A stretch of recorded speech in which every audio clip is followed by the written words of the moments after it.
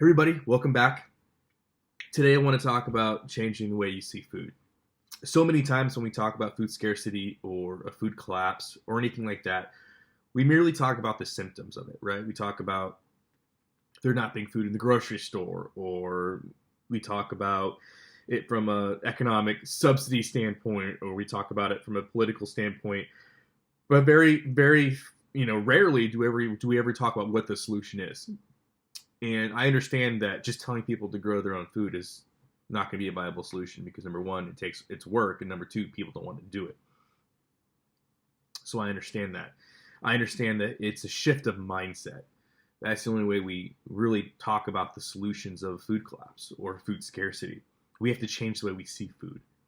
And so I have thought long and hard, and I've done a ton of research, and I've put together 10 things um, that we should change when it comes to how we view food.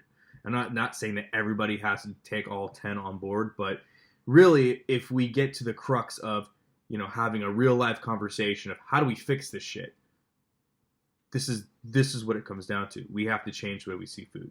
So I'm going to give you 10 different things, and these are things that I have personally taken on board, and this is how I've changed the way I've seen food through my journey, and I want to share it with you here today. So before we get started, I want to show you guys this.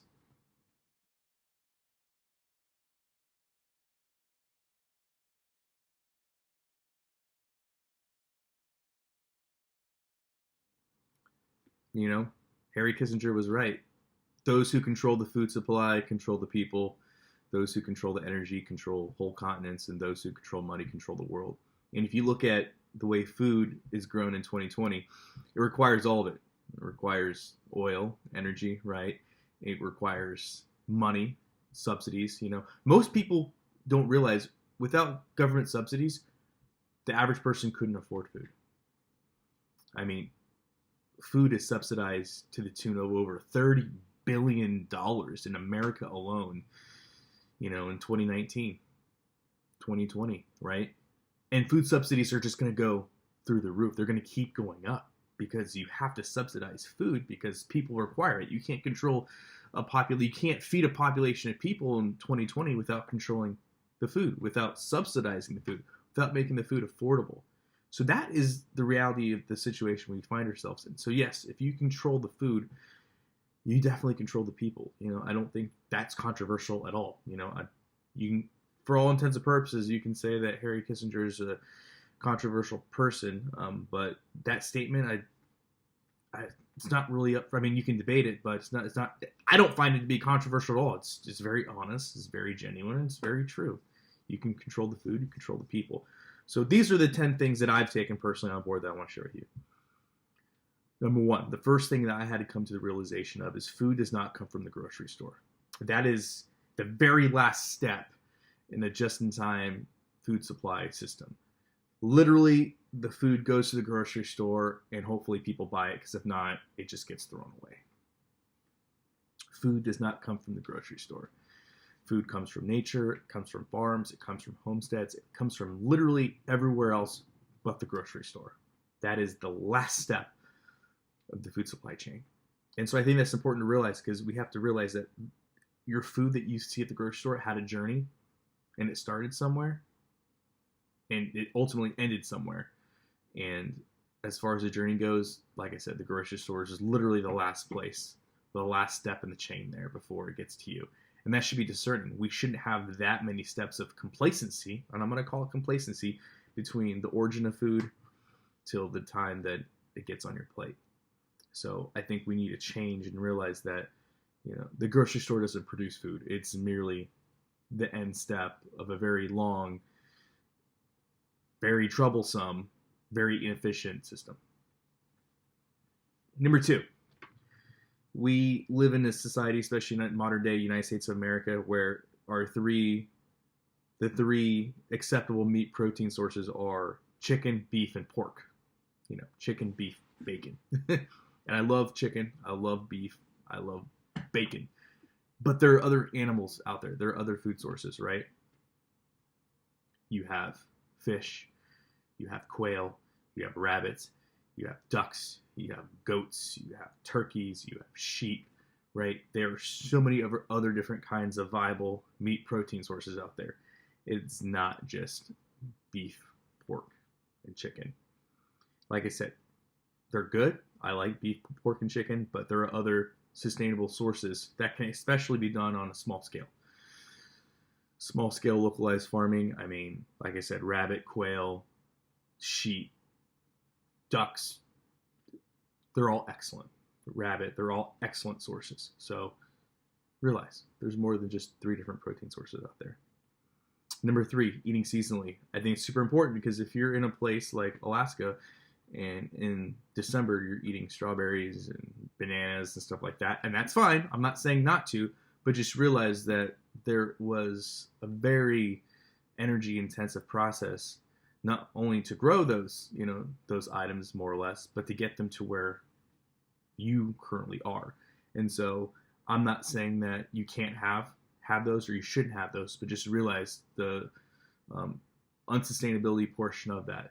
And it's important to at least think about, be cognizant of, hey, this food not only isn't grown here, but even if it was, it's wintertime and I'm able to buy this at the grocery store. I wonder why. So being able to at least connect those dots is important. And if you are able to eat seasonally, it's going to change and it's going to, open you up for success. Number 4, plants shouldn't require the use of man-made chemicals to grow. Everything from synthetic fertilizers, petrochemicals, herbicides, fungicides, you name it.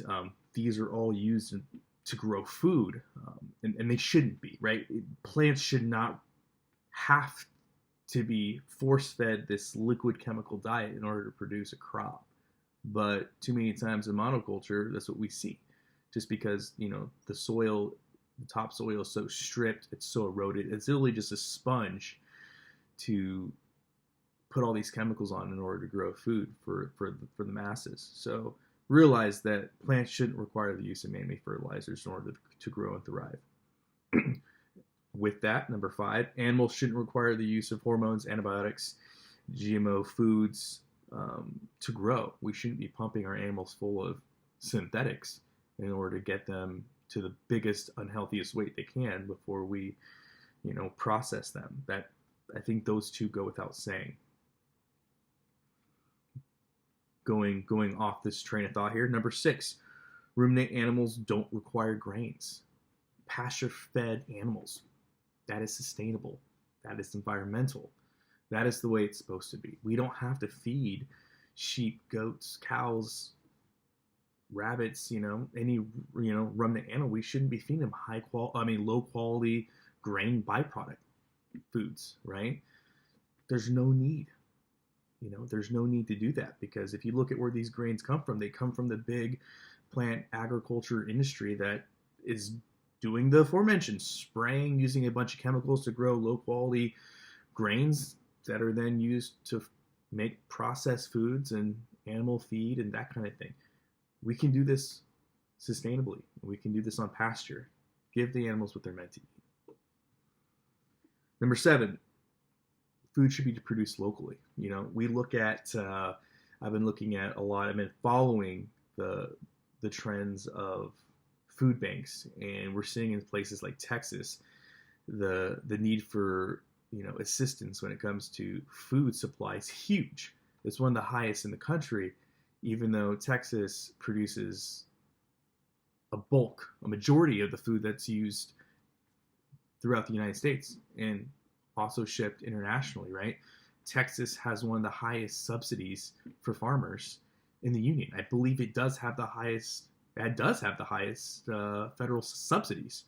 So the federal government is giving Texas more money than any other state to produce food, and the people in that locality are needing assistance more than ever. Why is that? Well, that is capitalism, right? These farms are not producing food for Texans, they're producing food for the nation and the world at large. And so understanding that and really putting to practice, kind of like what the Cubans did when the Soviet Union fell, producing food and consuming food where you're at. Localized food, that's where you get the healthiest food. That's where you get most access to food. That's where you get sustainability, food sustainability. Because you're consuming it, you're growing it locally, you're consuming it locally. And there's less that can be, it makes it a better overall, more productive system. Number 8, food sovereignty is a human right. We've seen a lot of red tape, bureaucracy, especially in regards to growing gardens, right? We saw that in Florida. Seed banks, we've seen people try to outlaw seed banks. We're starting to see the bureaucracy come after gardeners, come after homesteaders, coming after people that want to grow their own food. Growing your own food should be a human right. Having a tomato plant in your backyard should be a human right. Having some backyard chickens should be a human right. These are things, food sovereignty, in my humble opinion, is a human right. And they are starting to come under fire. I think it's important to realize that your ability to grow food for you and your family is fundamental and is a human right. And that's not something that we should be taking for granted. Like I said, like any other rights, your freedom of speech, Second Amendment rights, your ability to grow food sovereignty, it's a human right. My pursuit of happiness, being able to provide food for my family. Number 9, let food be thy medicine, and let thy medicine be thy food. Hippocrates. I think this is important, right? And this really gets into, a very controversial issue. I know we've talked about it. I know other people like the Ice Age Farmer have talked about it. Talk about soybean shortages, grain shortages in general. And so, he has said something that I disagree, that, people have told him, well, that's not real food anyway. And then he makes the argument that, well, the whole food system is dependent on it. And yes, if you come from the understanding that the grocery store is where food comes from, then yes, having a grain shortage or having a soybean shortage is detrimental. But if we realize that soy products, grain products, all these low quality food and filler foods are not good for us, and we shouldn't be depending on them, and we should not look at them as high quality foods, that really changes the game, right? In my opinion, I see Doritos for what they are, a junk food that I don't need, I shouldn't require, nor will I pay for, well, then that really takes the onus off of the reality that we're looking at, right? If we realize, well, you know what? I know rabbits and sheep and cattle and goats, they don't need to eat grains, nor should we have them eating grains, right? That whole system becomes irrelevant, right? If we realize that the food that we put in our body should be high quality food free from the pesticide residue, food free from the petrochemical market, and we take steps in that direction, and we demand that from our local producers, and we demand that from ourselves, we're going to fix a lot of these problems. Because if we do take what we put in our bodies as sacred, and we make that a priority,